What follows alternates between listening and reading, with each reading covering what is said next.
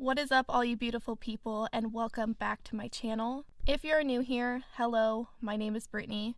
My sister, Jessie Grace Moore, went missing from Wenatchee, Washington on June 20th of 2016 when she was only 23 years old.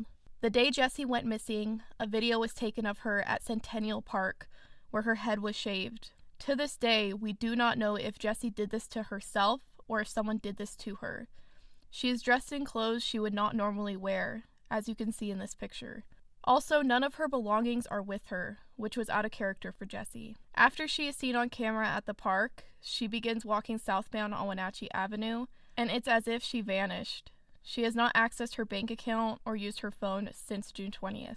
Jessie is listed as an endangered missing person, and my family and I believe 100% that Jessie was met with foul play. An official suspect has never been named in her disappearance, but her case remains open to this day.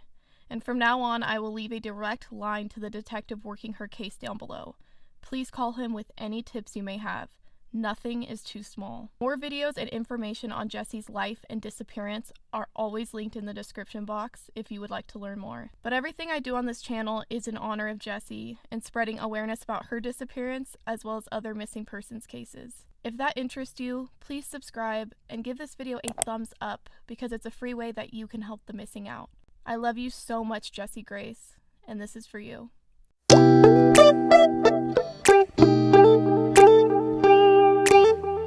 Last week, we discussed the disappearance of Trenny Gibson, who went missing from the Great Smoky Mountains National Park 14 years after Dennis Martin did. Dennis's disappearance is probably one of the most well-known cases from this area and is usually brought up in conversation when discussing the missing 411 phenomenon due to the incredibly odd nature of his disappearance. Dennis went missing on June 14th of 1969, just 6 days before his 7th birthday. This was Dennis's first overnight camping trip with his grandfather, Clyde Martin, his father, Bill Clyde Martin, and his 9-year-old brother, Douglas.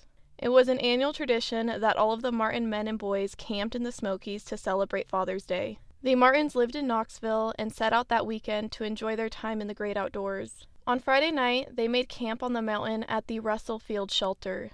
The next day, they packed up and trekked the 2.9 miles along the Appalachian Trail to Spence Field. They settled into their camp and were introduced to another family who had arrived at Spence Field only the day prior. Ironically, this family had the same last name, Martin. The father, Carter Martin, asked Bill if his 2 sons could play with Dennis and Douglas, to which Bill agreed. As the afternoon progressed, the 4 boys played in the open field that lay between the Appalachian Trail and the Spence Field Shelter. The adults were having a good time, conversing and just enjoying each other's company. Their camp was all set up, and they were at the point where all of the hard work was done, and it was just time to relax and chill out. The boys decided it would be funny to hide from the adults, then jump out from behind the surrounding bushes in hopes of scaring them. Sounds innocent enough, right? Dennis was wearing a bright red shirt, and the other boys thought he should hide behind a different bush so he wouldn't blow their cover. The adults saw Douglas and the other 2 Martin boys travel to hide.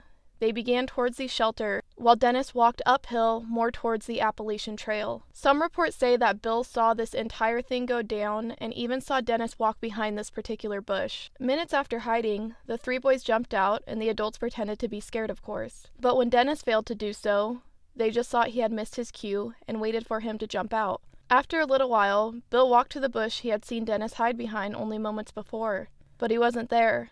Bill was not too concerned at this point, but began yelling for his son. How far could he have gone in that time? Bill's worry began to grow, though, after calling for Dennis for a little while, and he ran about a mile along the Appalachian Trail, frantically yelling and searching for Dennis. But the child was gone. Just like that. No sign of a struggle, no cry for help, and no indication of where he might have gone. Dennis's grandfather, Clyde, went the opposite way of Bill, towards the Cades Cove area of the park. And it was about an 8-mile stretch to the ranger station, so this was quite a bit of a hike, and when Clyde arrived, he of course reported Dennis missing to park rangers right away. 3 rangers set out in the area of Spence Field to look for Dennis that night, and began asking all those who were camping in the area if they had seen the 6-year-old child, but no one had. And just like after Trenny Gibson went missing, a thunderstorm rolled in and covered the mountains in 2.5 inches of rain, which makes searching difficult and dangerous.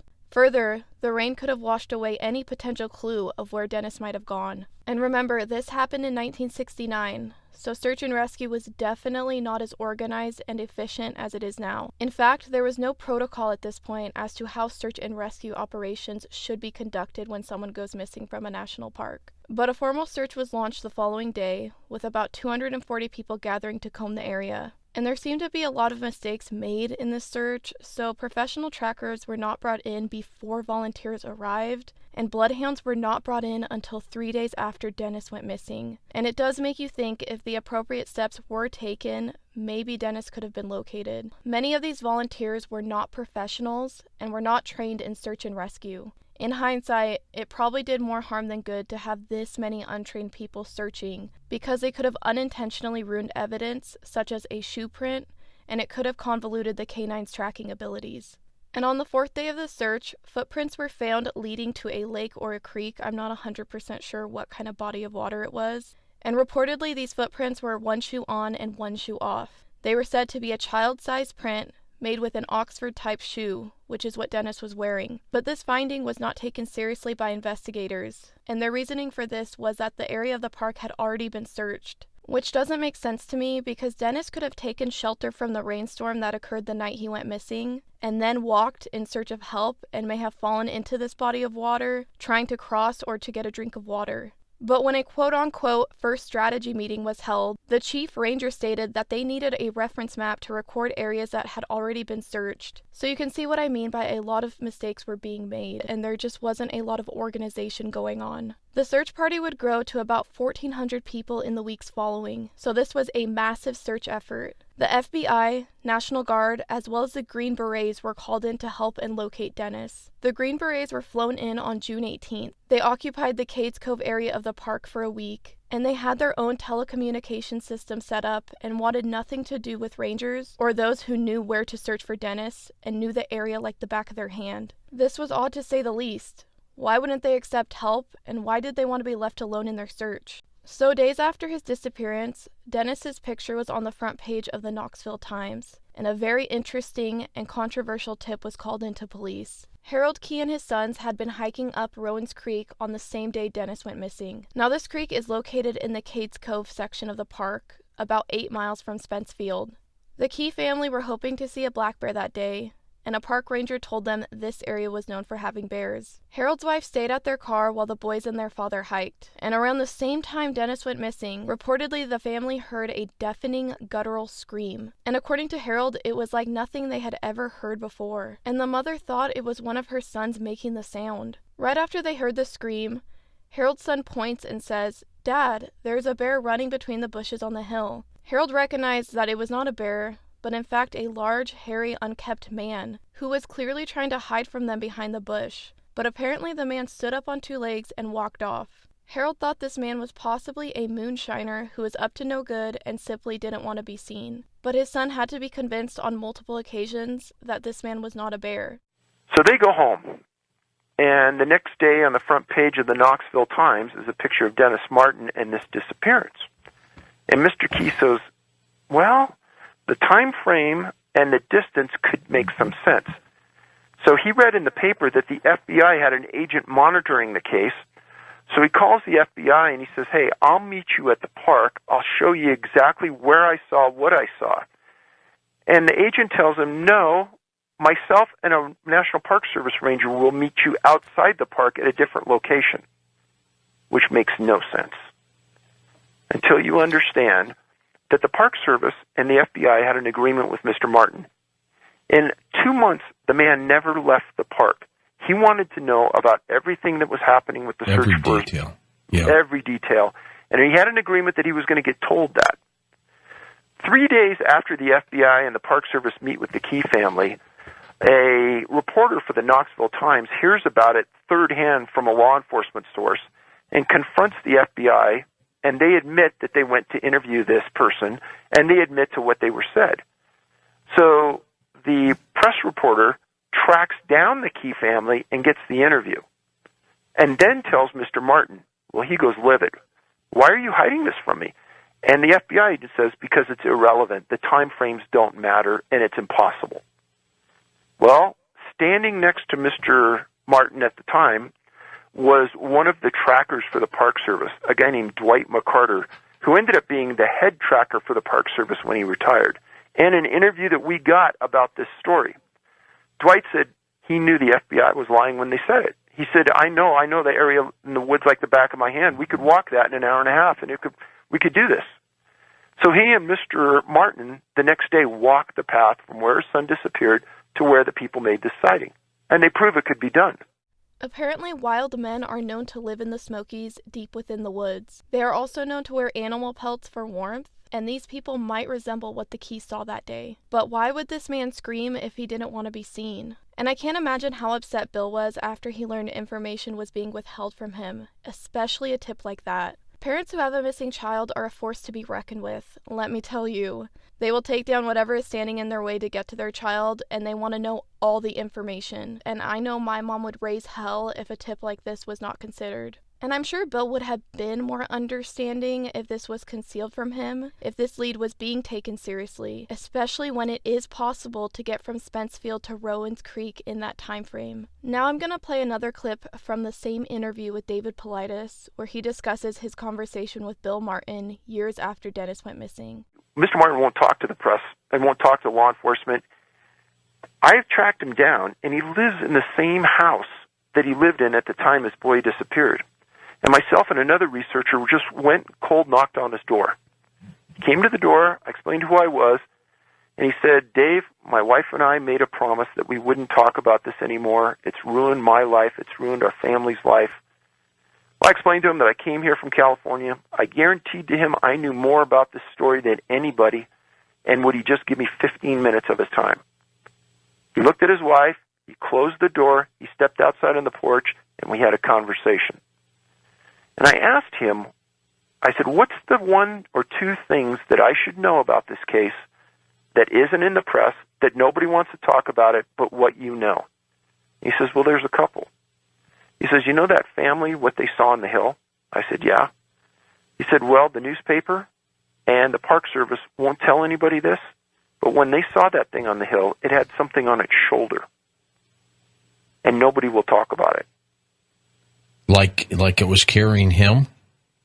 Carrying his son, that's what the implication was. Yeah. So a lot of people jump to the Bigfoot or Sasquatch theory after hearing this, but I have read in multiple places that Harold reportedly saw this man get into a white vehicle and drive off. So that piece of information rules that theory out, and I don't really understand this since they were about a mile into the woods. So did they see this man hike back down the creek with the child and then saw him again in the parking lot? It's kind of confusing. And remember, Dennis was wearing a bright red shirt, and Harold and his kids apparently didn't see this on the child, which would be noticeable. But that's not to say the shirt couldn't have been removed. Also, Harold didn't report this sighting until days after Dennis went missing. So you would think if you saw a sketchy man carrying a child on his shoulder, your first thought would be he's kidnapping this kid, and I should probably call the police ASAP. But obviously Harold didn't do that, so people discredit his sighting due to this.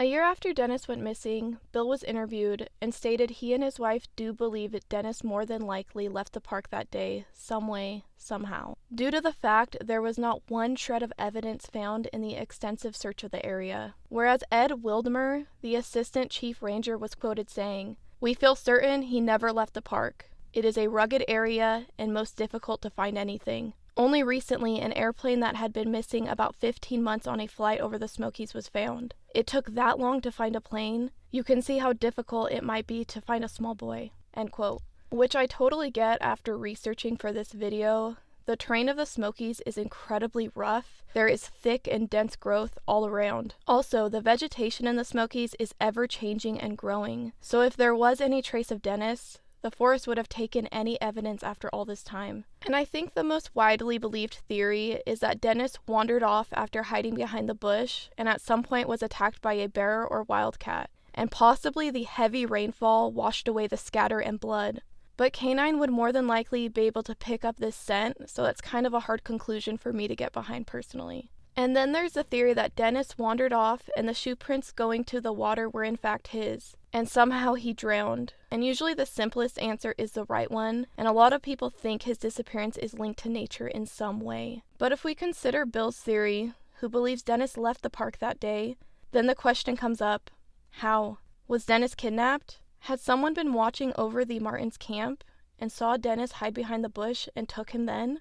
This one is sticky though, because it was Father's Day weekend, and there were a lot of families hiking and camping in the area, so you would think someone would have seen this abduction take place. Now, a tip was called in 1985, so this was 16 years after Dennis went missing, and a man claimed to have been illegally hunting in an area about 3 miles from Spence Field. He claimed to have come across a skull and other skeletal remains that he believed belonged to a small boy. And I'm curious how he knew that these remains belonged to a small boy. I found that part very odd. He went on to say that he had found these remains years ago and didn't call it in because he didn't want to get in trouble for illegally hunting in the area. But this area was searched after the call came in, but nothing was found. And if there were remains, it had been years since they were reportedly seen, so this tip ended up going nowhere. What happened to Dennis that day? Was he abducted? Did he wander off? Was he attacked by an animal? Or did something unexplainable happen to him that is beyond our comprehension? Bill passed away in 2014 and never received answers to those questions, which absolutely breaks my heart. And I hope that he and his son can be reunited one day. But that is it for me today, you guys. Leave me a comment below on your thoughts, and don't forget to give this video a thumbs up if you liked it. I hope you're having a great day, whatever you're out doing in the world, and I will see you next week, okay? Bye!